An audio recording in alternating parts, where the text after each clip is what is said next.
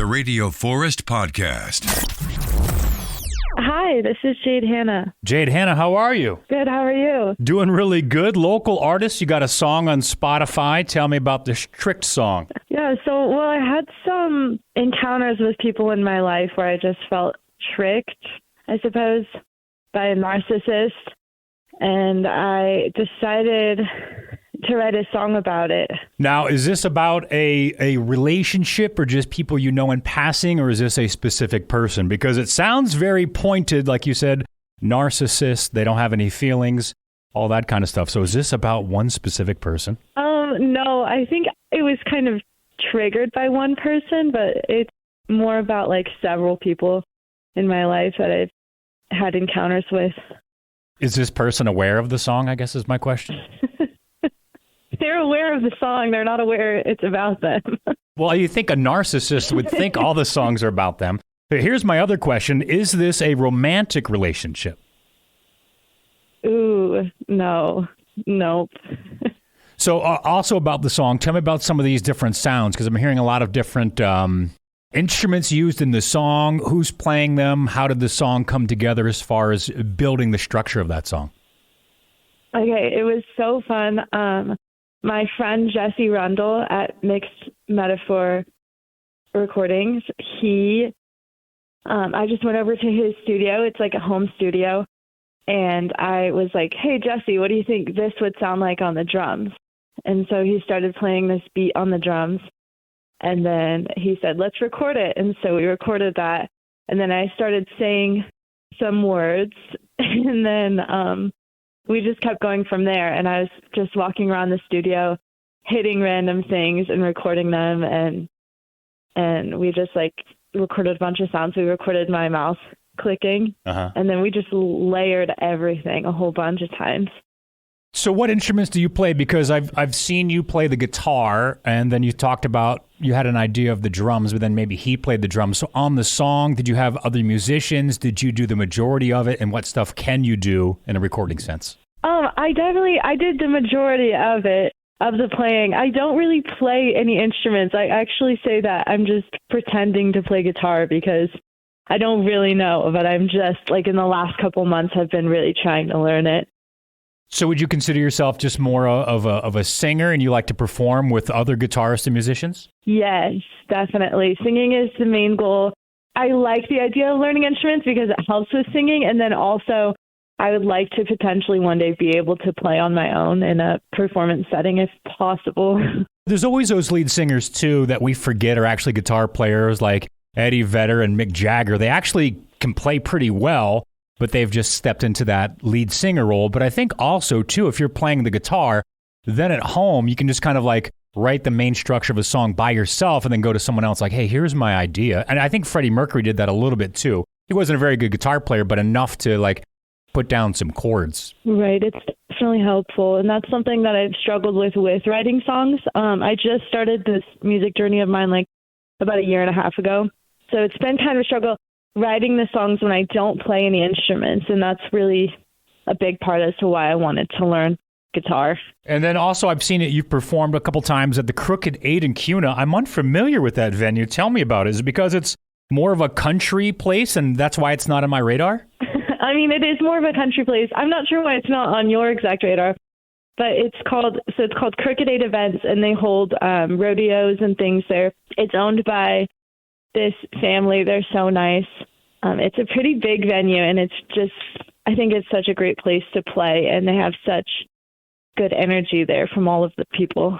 So you've gotten to perform there a couple of times. Tell me about those shows. Oh, they were so fun. One of the shows, an artist had accidentally double booked, and so the owner had called me, and he said, hey, would you like to play here? And it was kind of last minute, but I was honored. Of course I would play. I'm just getting started, so I'd probably play anywhere I was asked. But I invited my friend Nick Matthews, and we played over there. It was such a fun time. The second time I played there, it was opening for this hoedown. They had a huge hoedown with 6 different bands, and they asked me to be an opener. So when you do these events, and that's kind of short notice, you said you're kind of new to your musical career, a year and a half. So are you playing originals? Do you throw Tricked in there? Are you doing covers? I've seen you play some Dolly, maybe some Stevie Nicks before too. So what's a set look like live when you're pretty new to your musical journey? Yeah, it's mostly just been covers. I have played Tricked now twice in a live setting, and that was really fun. I've also done something, just to be silly, we've done some things where we're just almost like writing a song on the spot, where we say, give us a topic, or maybe there's just a topic happening, like being discussed in the room, and so we'll just make up some fun lyrics on the spot. Would that be like the song Sibling Love? Did that kind of come together, or you actually hate your sister that much and you thought long and deep about this? No, I don't know. I love my sister. Uh-huh. That song was based off of my love for my sister. I actually don't like being hugged. And that's one of the lines in the Sibling Love thing was, I still don't want to be hugged. Is she a hugger? And so she's not necessarily a hugger. I don't think more than anyone. But she is one of the only people in my life that actually asks me every single time, would you like a hug? And I just have a lot of gratitude towards that, because many people don't ask. They just assume or just take a hug. And my sister always asks me. So I'm very appreciative of that and of her. Yeah, there's a couple of people in my life casually that are huggers publicly, and I haven't had the guts to say, please don't hug me, because I think the awkward conversation is worse than just suffering through a 3-second hug. But I can think of two people, like every time they see me, I'm like, oh no, they got to hug me. Here it comes. But I haven't had the guts to say, like, please don't hug me, because then I feel like there's more to the story when there's not. I'm like, I just don't want to. Yeah, I think sometimes people assume it's about them or get insecure or take it in a wrong way, but I'm not a huge fan on being touched. So you've got a sister. Tell me more. Actually, I haven't learned anything about you yet. So tell me about where you're from, growing up, and then your journey to begin this singing career. I am from Boise, Idaho, born and raised here. I have 5 siblings. I have always loved singing, like when I was a little kid, but it's one of those things where, you know, everybody tells you like, well, I used to sing when I was a kid, and everybody made it. It seemed like society forced me out of it almost. It was not something I could actually pursue as a career. So I gave up on that at a very early age. And then I never thought about it again. And then I was working at a construction company, actually, cabinet installation and finished carpentry. And I was working there doing some project managing, estimating, some office work, kind of just working a lot there. I was working so much. I think I was working like 80 hours a week. And I ended up taking a vacation, an all-females vacation to Hawaii.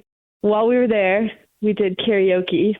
Doing karaoke, I don't think I had done karaoke for years, but I just did karaoke on a whim, and all of the girls there were cheering me on so hard that in that moment I decided when I get back home, I'm going to quit my job.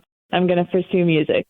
What kind of songs did you do there in Hawaii then? What did you pick them, or did someone else pick them for you? I just did Tequila Does by Miranda Lambert. If you had to perform tomorrow, give me 3 or 4 songs that definitely would be in there. Yeah, so Valerie is one of my favorites to do. There's so many good ones. It's hard to pick. What's Valerie? Valerie by Amy Winehouse. So what drew you to that song? I'm not sure. I think it was just hugely popular to me. I've always really liked it. You got Amy. You mentioned a female country artist before. What else is in your set list? Have you heard of Riptide? Riptide. There is a song. Hang on, let me see if I can get this right. There was a song called like something puppy. Sick Puppies. Sick Puppies had a song maybe called Riptide or something like that. Is that incorrect? I'm not sure what song you're referring to, but there's a song called Riptide by Vance Joy. And it's more like pop. I'm thinking, yeah, Sick Puppies and then Beartooth both had a song called Riptide. I think it's like an indie pop song. It's like Lady running down to the Riptide. It's really fun to sing, and it's actually really easy to play. That's one song I can play now on guitar because it's only 3 chords. You've got the song Tricked on Spotify. People can follow you on Instagram, find you on Facebook. What else could you tell us about you before we let you go today? How do people get in touch with you, find you, learn more about you? I think the best way to find me is probably on Instagram, and that is at Jade_Hanna, Hanna without an H. And you can just reach out to me through messages or comments. And I usually post as well on Instagram of where I'll be playing or what I'll be doing next. Well, awesome. Well, thank you for the phone call. Thanks for answering all my questions and teaching me some new tunes. I'm mostly a rock guy, so if you step out of that genre, I'm completely lost. Like, I have no clue.